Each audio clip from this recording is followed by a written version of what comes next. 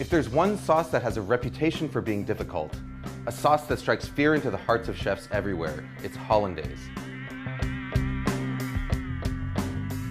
Now Hollandaise, just like mayonnaise, is a fat and water emulsion.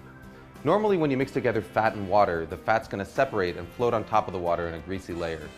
But the key to a successful emulsion is to break that fat up into droplets so tiny that they stay evenly dispersed, causing the liquid to thicken and turn opaque. Traditionally, the way that you do this is by whisking together egg yolks and lemon juice in a double boiler until they're hot and frothy, and then slowly whisking in butter in a thin and steady stream. As you whisk, the butter breaks into minute droplets, while the egg yolk acts as an emulsifier, helping to keep those droplets evenly dispersed and thickening the sauce. What you get is a creamy, smooth sauce with a rich texture and mild flavor that's perfect for vegetables, fish, and eggs. But there's a lot of ways it can go wrong. If you don't whisk fast enough, or if you add your butter too fast, the sauce will end up greasy and broken. If you don't cook your eggs enough, it won't thicken properly, but if you cook them too much, you end up with broken scrambled eggs. The fact of the matter is, if you want to learn how to do it the traditional way, the road to perfect Hollandaise is paved in broken sauces. But here's the good news.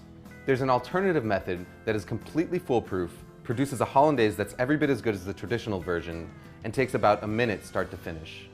All you need is a small pot, a glass measuring cup, and a hand blender with a cup that barely fits its head. We start by combining an egg yolk, a teaspoon of water, a teaspoon of lemon juice, and a pinch of salt in the bottom of a blender cup. Next, we melt a stick of butter on the stovetop until it's completely hot and bubbling.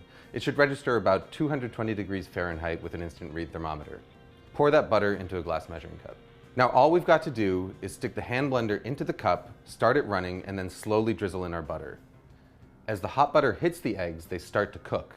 By the time you've added all of your butter, about 30 seconds later, the eggs are fully cooked and you've got a smooth, creamy, hot Hollandaise sauce that is completely indistinguishable from one made using the traditional whisking method. Hollandaise is at its best right when you make it, but if you want to store it, your best bet is to keep it in a small, lidded pot in a warm spot somewhere near your stove.